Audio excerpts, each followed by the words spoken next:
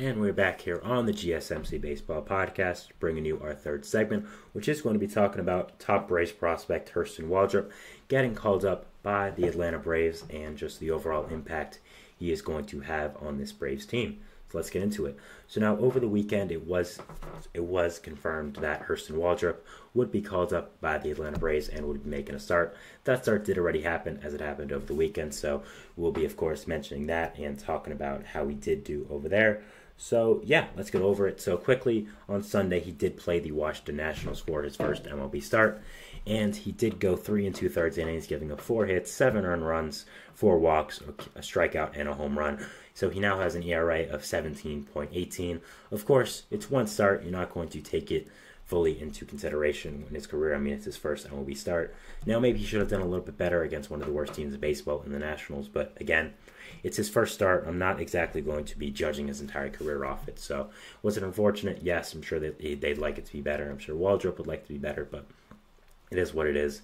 He's still a guy who was only drafted last year and came straight from AA, so it's not exactly like he was fully seasoned. So, yeah, so Waldrep, I remember last year in the draft, watching the draft, and he was the guy I predicted to go in the top 15.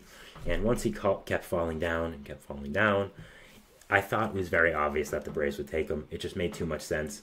He's from Georgia. He grew up a Braves fan. He's a really good, talented prospect from a top college, a college that is known for MLB development. I mean, we just saw his alma mater, Florida. We just saw them yesterday go to move on in the College Baseball World Series. A great game, by the way, that I really had fun watching. Jack Cagliglione is a monster, but we're getting off track here. But Waldrep, it was very obvious once he kept falling, the Braves would take him. And watching the draft last year, they did. And I was mad, and a lot of baseball fans were mad because we kind of did the SpongeBob meme of you can't keep getting away with this, drafting all these great prospects and keep falling to them. And it was very unfortunate as baseball fans seeing this talented player go to such a great organization as the Braves. But at the same time, it made so much sense. And yeah, I was very beside myself when that happened, but still, looking at Waldrep, I see a really great future MLB player. Of course, one bad start isn't going to exactly take away my thoughts on him. I still think he's going to be really great, and I still really love his stuff. When you look at him, you really see mainly a three-pitch mix of fastball, slider, and splitter. His splitter is pretty good, and it's one of his better off-speed pitches, I say. His control does need a little bit of work, but like a lot of young, hard-throwing pitchers, all their control needs work, so it's not exactly like it's some huge thing to say it needs work. So, yeah, with Waldrep, he came over from southern Mississippi as a reliever, but did really well in that spot, and Florida saw him and thought he had potential to be a starter. Transferred over there and did very, very well, ended up getting into a first-round pick for them. He left college with a career 13.5 K per 9 rate, and then struck out 12.6 per 9 per game during his pro debut last summer. He has a splitter, which again is pretty unhittable. It's an upper 80s pitch that is very, very good, has a really high whiff rate back both in the Braves system and at Florida.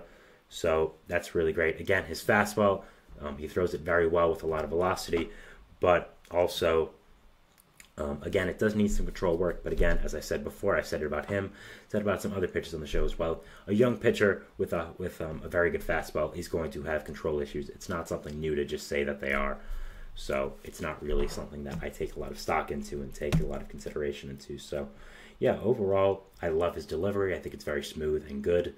And, yeah, I think he's going to end up being a great pitcher for this Braves team and is a really good prospect. And it was interesting that they did call him up directly from AA, but it seemed like they wanted to get max rating after an extra rest day and move him back in the rotation, which is what they ended up doing with Waldrep getting called up immediately. So, yeah, it was very interesting to see that. But, yeah, so overall, again, his start wasn't great, but I think when you look at him as a prospect, you see star written all over him. And, again, watching the draft last year, knowing about him, when he went to the Braves, you're like, oh, this again, especially as a Mets fan, as a fan of a team in the NL East, you're like, oh, the Braves, man. I mean, but is what it is. So, yeah, looking at the Braves, though, with Waldrep, I think it's going to be very interesting now to see what does happen with their pitching rotation. Of course, it's been very publicized that their star pitcher, their best pitcher, I'd say, Spencer Strider, is out for the entire year. No chance of coming back with some kind of elbow injury.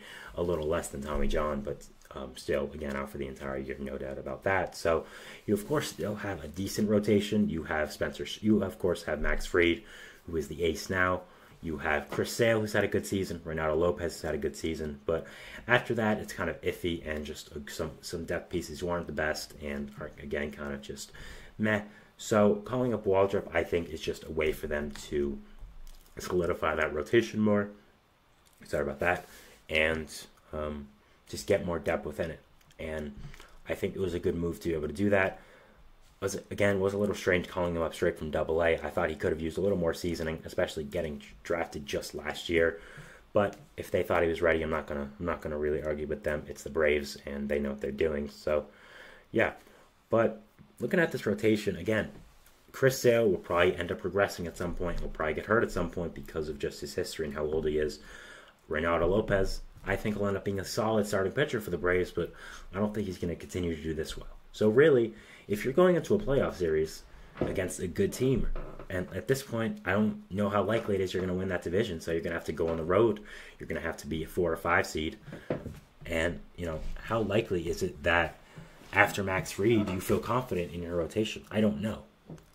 I'd say it's not that high. So if you can get Waldrep in there this early, get him to be solidified the rotation, get him up to MLB standards, that helps your rotation a lot because he's very talented, and I think it would help your depth a lot. So then you would maybe have 2 starting pitchers that you would really trust. But looking at the deadline as well, I think that they are going to go heavy at a starting pitcher. We've heard some rumors about Zach Leflin of the Rays, Jesus Luzardo of the Marlins. Not sure how that would work because it's an in-division trade, but if Waldrep becomes a really good pitcher for them and becomes consistent, I think it would maybe not have them trade for a starting pitcher at the deadline. They wouldn't have to give up one of their prospects because their prospect pool isn't that deep, and I don't know if they can afford giving up some prospects right now. So I think Waldrep is going to play a big part in this Braves season because of the injuries they've had and because of the depth issues they have. So it'll be very, very interesting for me to end up watching what does happen here with Waldrep and what does happen with this Braves team. Again, the Braves are kind of looking a little vulnerable this year. You look at the Braves and you just think, wow, this team is invincible.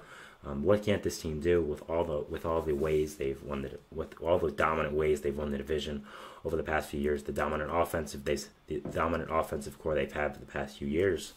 But again, they're looking a little vulnerable right now, and they're looking a little bit like maybe it's the time to strike if you're a team in the NL. They've already had trouble in the playoffs since winning the World Series in 2021, getting embarrassing losses in 2022 and 2023. And without Acuna, without Strider, it's going to be interesting to see how they end up doing this playoffs. I don't know how big of an impact Waldrep is going to have. I think a good one, but not a significant one. And so overall, it's going to be a very, very interesting season for this Braves team to end up seeing what does happen with them. So very interested to watch and very excited to see. So yeah, that is our third segment here, talking about Hurston Waldrep getting called up by the Atlanta Braves, one of these top pitching prospects in baseball. We'll be moving into our fourth segment, which is going to be talking about Adel Amador getting called up by the Rockies. Again, another piece of prospect news. A lot of prospects were called up over the weekend, and I did want to talk about them. So yeah, we'll be going over it, and we'll see you after the break. So thanks, and bye.